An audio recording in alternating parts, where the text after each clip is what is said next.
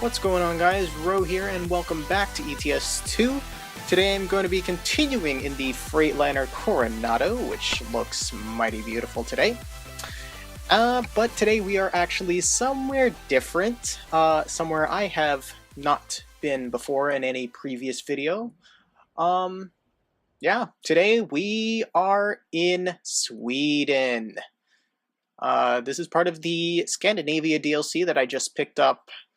Came out a couple of weeks ago, actually about a month ago, I think, and I was really on the edge. Edge of getting it, trying to figure out if I want it or not. And I figured, hell, I've seen some YouTubers do their videos with it, and it just looks amazing. Completely different roadway system and everything from what I've dealt with before. So I figured we would start here. Today we're in Malmo. I have played quite a bit, as you can see. I've explored around. I've been in, what's this, Kristiansand and Göteborg or whatever. I've also been in, what is this, I can't even think of Denmark, I think. This is Denmark. But yeah, I've traveled a bit, just kind of explored and gotten used to the roadways and everything.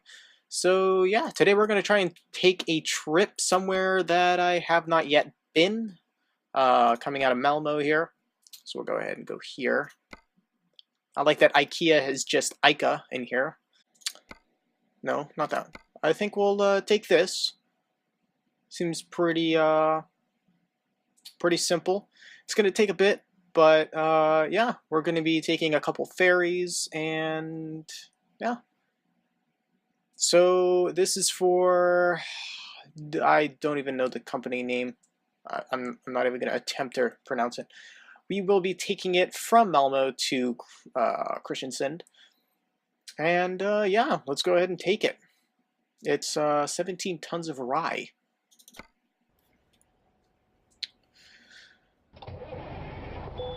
Alright, so get rid of that. I did just pay for fuel. Wanted to make sure I'm nice and full on fuel today.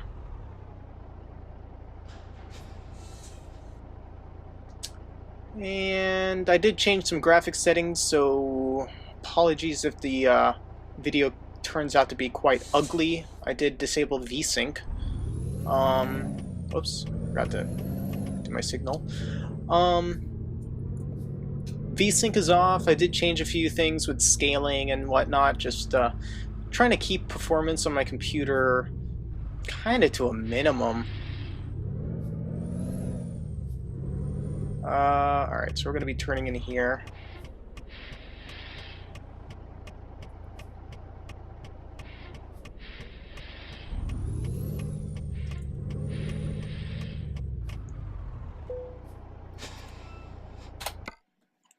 Alright, so we'll go ahead and take this.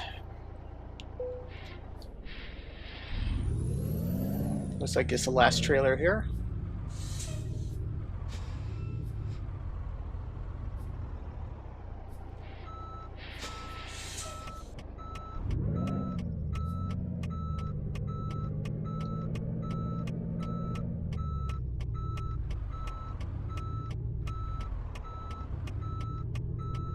Sloppy backup, but whatever. We'll take it.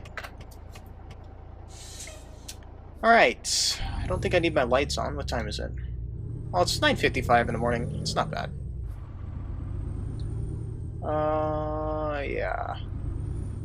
Alright, so we'll be taking a left-hand turn out of here.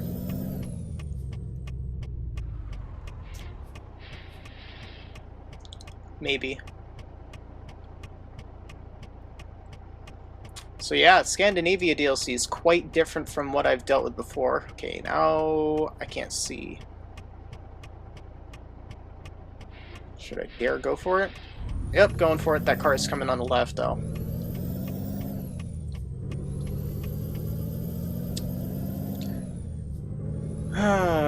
Let's see, what is there to talk about today? Well, Scandinavia DLC will probably be the first thing. So, Scandinavia DLC is currently on, I think it's on sale, I'm not sure. Could have sworn I saw it at a higher price originally, but I bought it on Steam for, I believe, $18.99, so it came out to like 20 bucks after tax. Um, but yeah, it's awesome. The roadways are way different, as you can see here. You know, the way they have the buildings set up, and the way even the drop-off locations are just really, really different from the rest of the game. And I really think I'm going to be in the Scandinavia DLC portion of the map for a while. Just trying to get used to it and explore and everything. So, yeah, that'll be great.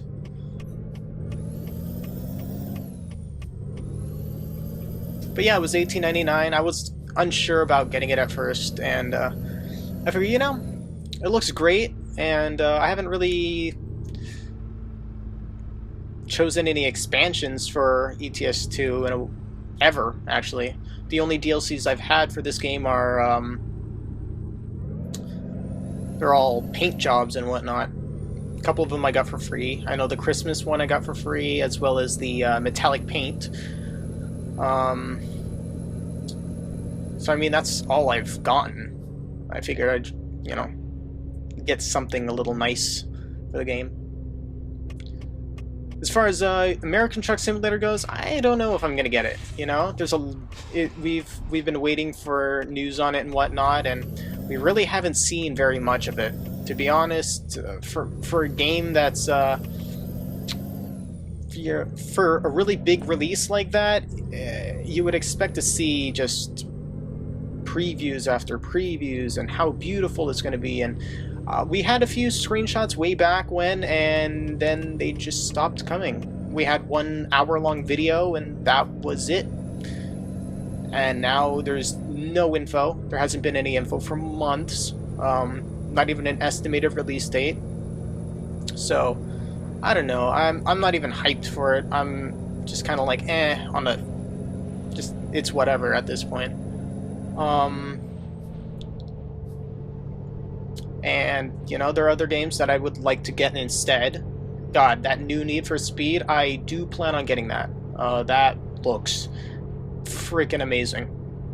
The fact that it's supposed to be like the Underground games, Need for Speed Underground, Underground 2, heavy customization to cars, very just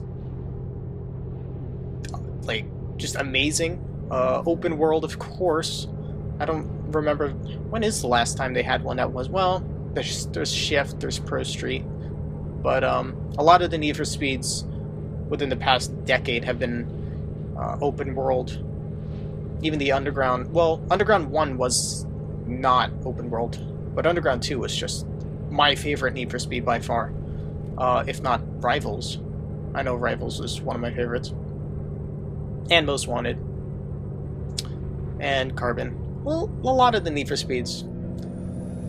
So I'm very excited for the new Need for Speed, which is legitimately just called Need for Speed. It's supposed to be like a,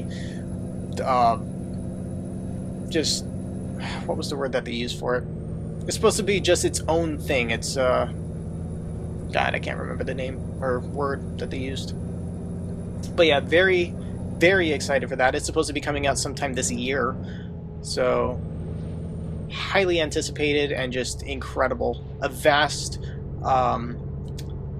just a huge variety of cars to pick from. I know I saw the Nissan 180SX. There are some Porsches, and just it looks incredible. I cannot wait to see Skylines and Miatas and just a ton of cars that haven't really been in Need for Speed games in a while. Just really excited for that.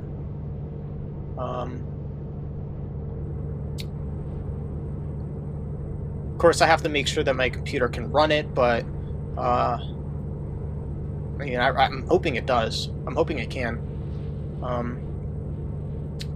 Speaking of which, performance-hungry games, such as, well, resource-hungry games, such as Grand Theft Auto 5, Grand Theft Auto Online, of course, is the same game.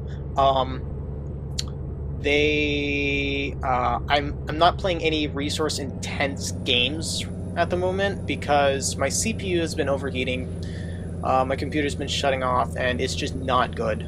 I've applied thermal paste, and it's done very little.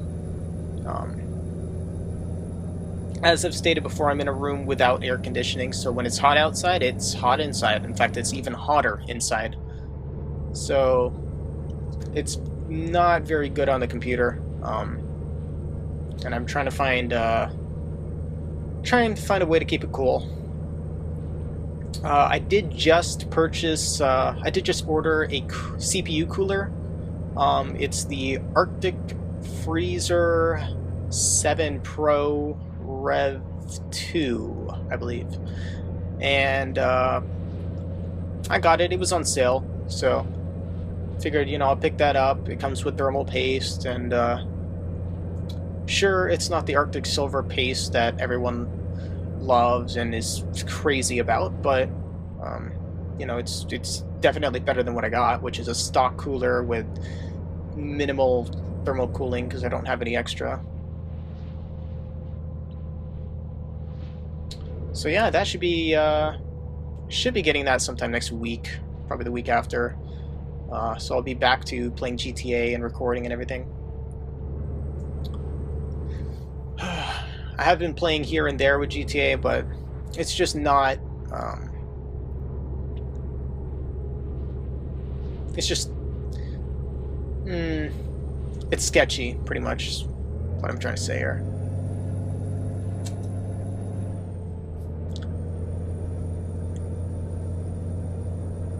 As far as the temperatures outside, I mean, I'm in Seattle, Washington. Temperatures have been dropping. They're kind of been up and down. Today it's like 60-something, 50-something. It's pretty cold, actually. So it's good on the computer, but still my CPU just gets hot. And too hot sometimes.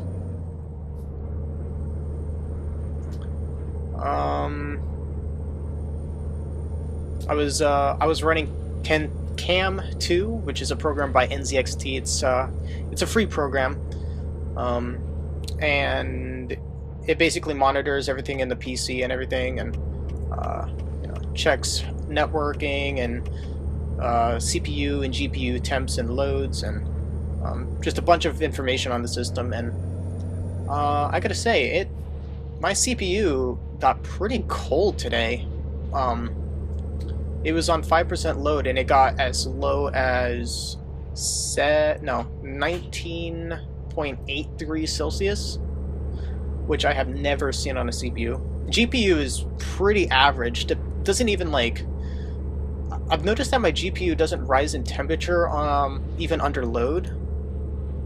I'm not sure if the readings are accurate, because it just kind of stays between like 30 and 40 degrees Celsius, never over.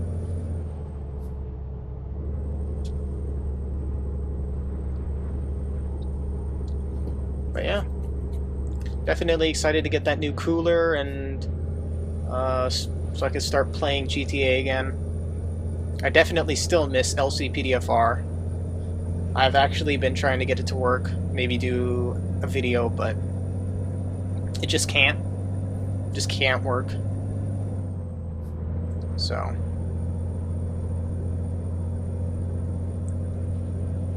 and as for like LSPDFR, I think my gut is telling me that they're going to release it sometime within the next couple months, but I mean, that's just my gut. And one thing I've learned is to never trust my gut, because I'm just an idiot. But I mean, yeah, they keep G17 Media keeps releasing screenshots, and just they just recently released the trailer for their Rage Hook, which is just outstanding. It's supposed to be just huge, and just when compared to the Script Hook V that's out now, I mean, oh my god, it just looks incredible. So definitely excited for that, but you know, I don't know when it's going to be out.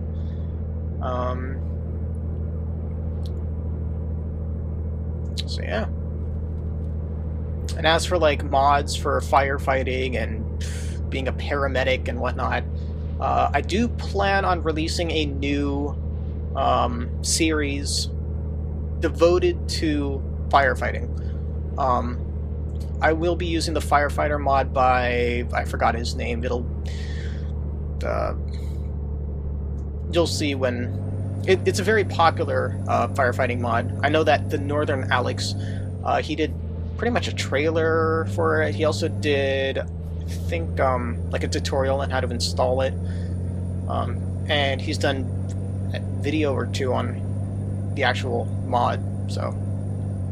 Oh boy. Yep, gonna have to merge.